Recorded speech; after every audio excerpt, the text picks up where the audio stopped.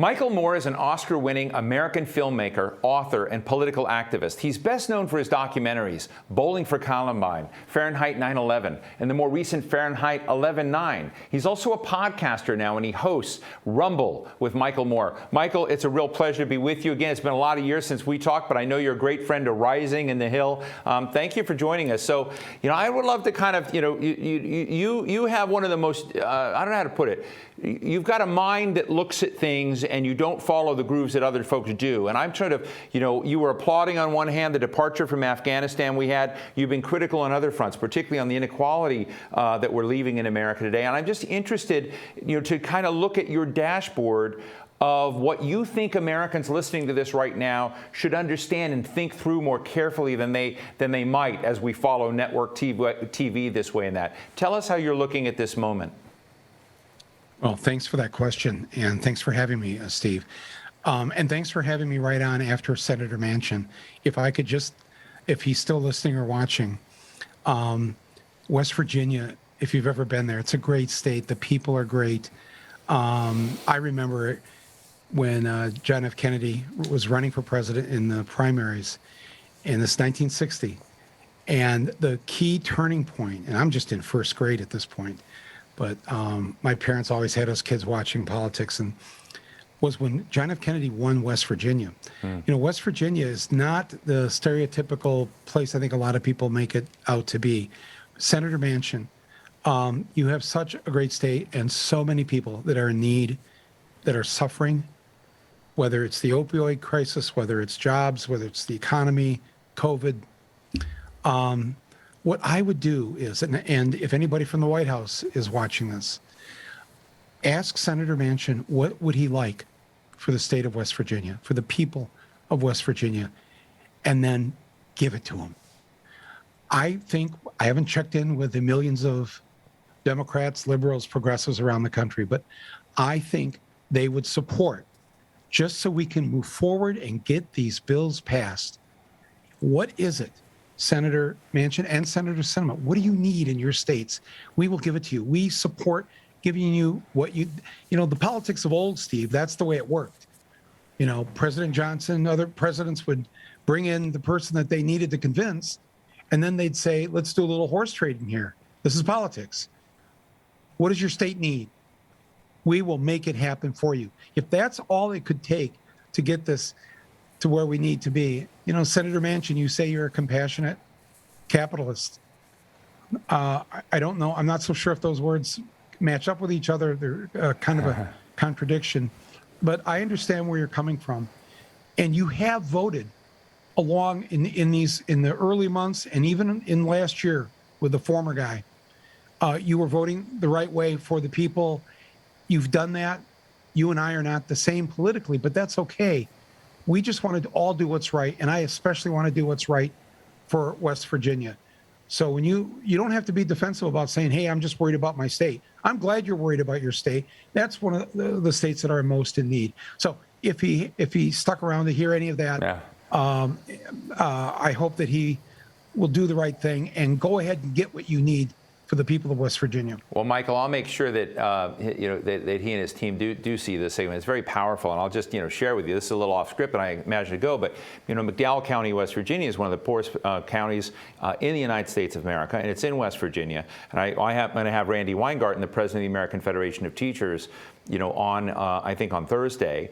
And she committed quite a long time ago with Senator Manchin and Senator Shelley Moore Capito, and they had Lamar Alexander, Republican and Democrat, saying, hey, what can we do to the young person in the school system in McDowell County, West Virginia, to change the vector of opportunity for that student, whether it's teachers, wraparound services, changing schools.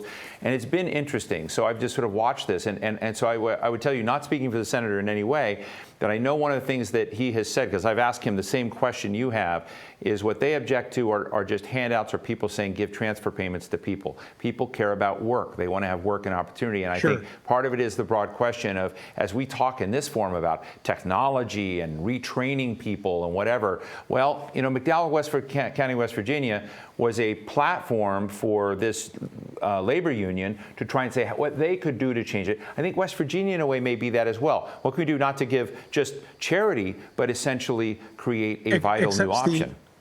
except his last lines were Social Security and Medicare and Medicaid are Right. the lifeline for people in West Virginia. Absolutely. That is a handout Yeah. from the government. Yeah. And whether you paid into it or not paid into it through most of your life, the fact is, and worrying about saying that we're going to run out of money with Medicare. Well, yes, if we don't start taxing wealthy people for it. I don't know if most people watching this understand that when it comes to Social Security, that 7% that comes out of your paycheck and is matched by your employer, I don't know exactly where the cutoff is now. Maybe one of your people can correct me on this, but essentially, if you make over $110,000, $120,000 a year, you pay 0% in Social Security tax on anything over that 120,000. So, in other words, everybody who makes less than 120,000, they are taxed. It's a flat tax of 7%. In other words, their entire income is taxed. If I make more than 120,000, if I make 200,000 or 300,000, that other 200,000 is never taxed. I'm just Right. taxed the way that people that have very little money. That's wrong. If Right. we taxed everybody that 7%, whether you make 50,000 a year or whether you make 5 million a year, we would have enough money in Social Security and Medicare. I forgot what the number was. It goes well into the, I think, 2080s or 2090s. We're just not taxing the people that can afford to pay the tax. Right. And in this case, just tax the rich what you're taxing the poor. That's all. Whereas the rich get away with paying 0% after that, whatever it is, 220,000, 230, I don't know, it's somewhere in there. Yeah. I'm sorry, whatever you pay over 120, 130,000 a year, Right. you pay 0%. I don't think most Americans understand that this is one of the big perks that wealthy people get, that they don't have to pay the same exact tax that middle class and working people have to pay. Michael, let me ask you a question. You have said something very interesting to me, and I'm always fascinated by government because, governments don't often make strategic leaps. They really run the budgets mainly by inertia. Add a little bit more to what you did last year, add a little bit more the next year what you did. And so we see a defense budget which is very, very significant. A lot of people have said that, in fact, I know defense people that are surprised that President Biden didn't bring it down. You've actually been saying, in a way, defund DOD and fund climate change remediation and climate change related policies. And I'm wondering if you're getting any resonance out there with that, because there's a lot of folks that have been saying the existential crisis of the day is much more on climate systemically, and we're not making that big strategic investment in a national security way. What are your thoughts? Right, because if we're talking about the defense of this country, what could be more important than the fact that our planet is on the precipice right now? I mean, we're talking about saving American lives. The lives that are going to be lost because, well, you see it every day now with the weather but everything else. What I would say is this: if you know anybody, and by the way, being from Flint, Michigan, I have so much empathy and compassion for Joe Manchin and the people of West Virginia. That's why I'm saying, let's give them whatever they need. But if we don't, if you know anybody in the military and you ask them, do you think we could get by with a little less giving to the military? I mean, so many guys and women I know that have served and are serving right now can give you a laundry list of what they see with their own eyes in terms of, man, this is such a waste, or I can't believe the dollars going into this. We need to cut back on that. I'm not saying defund the Pentagon. I mean, obviously you need a national defense, but a real defense. That money for defense, real defense, needs to go to things like what we've done to our planet Earth, what we can do to prevent the calamity that we're in the middle of right now. All of that has to change, and I think that's a very easy thing. I don't think people who are pro-military would disagree with this. They see the waste. They know that what's going on with the floods in their towns and their villages, all the things that are happening, the fires out west, all of this stuff. I think most Americans now, I forgot what the latest poll was, but over 70% believe that climate and the climate catastrophe is real. We don't have to really convince. I don't know why we still have to convince Republicans in Congress when their own constituents already believe that. Right. But yes, absolutely. Big changes need to occur in how we spend the money, how we have to shift this money around. And the same goes with mass incarceration, with law enforcement. We really need to look at this in a 21st century way.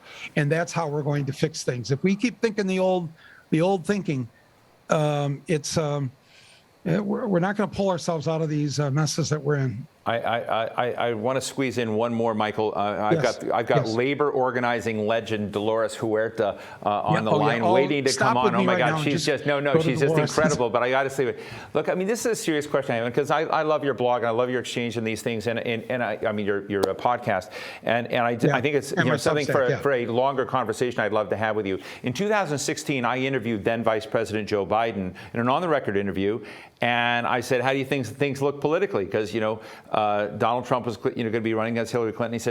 He said, Steve, the Democratic Party has some real problems. The Democratic Party is a party of snobs.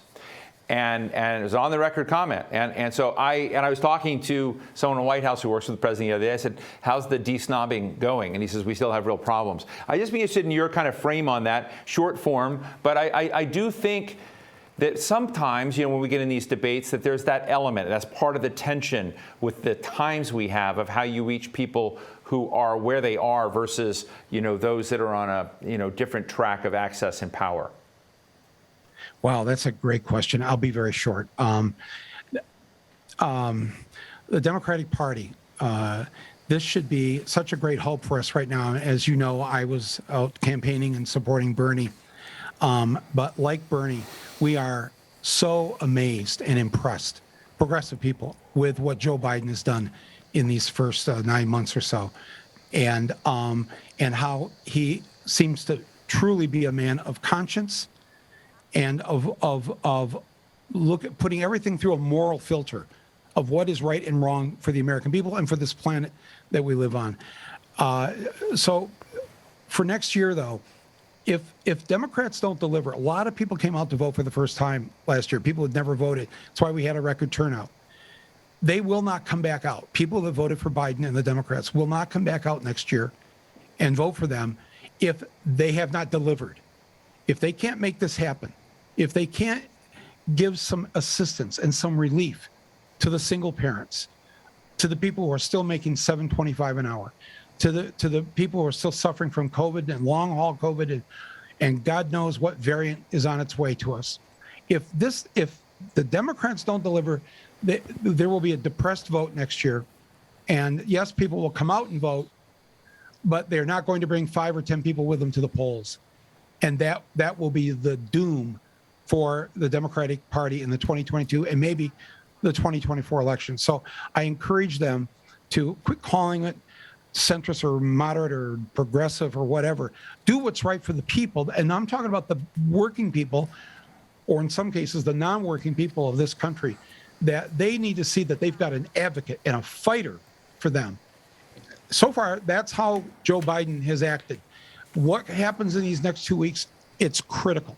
It's critical that the Democrats, if they want to prove that they're not snobs, that they are not part of the elites, there are many millionaire Democrats in Congress, as there are many Republican millionaires.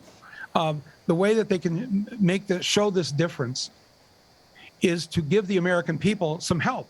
Child tax credit, child care, elder care, all of these things. I mean, how can you not win on a platform that says old people should be able to see, to hear, and to chew their food? Tell me how. I agree. How is that such a radical socialist idea? This is like, we have to be able to do these basic things, and if we can't do that, we're in deep trouble. So my encouragement to Democrats is, do not wait another day on this. Because the majority of Americans, they have voted for the Democrat for president in 7 of the last 8 presidential elections. The Republicans have only won one by popular vote, one presidential election since George H.W. Bush.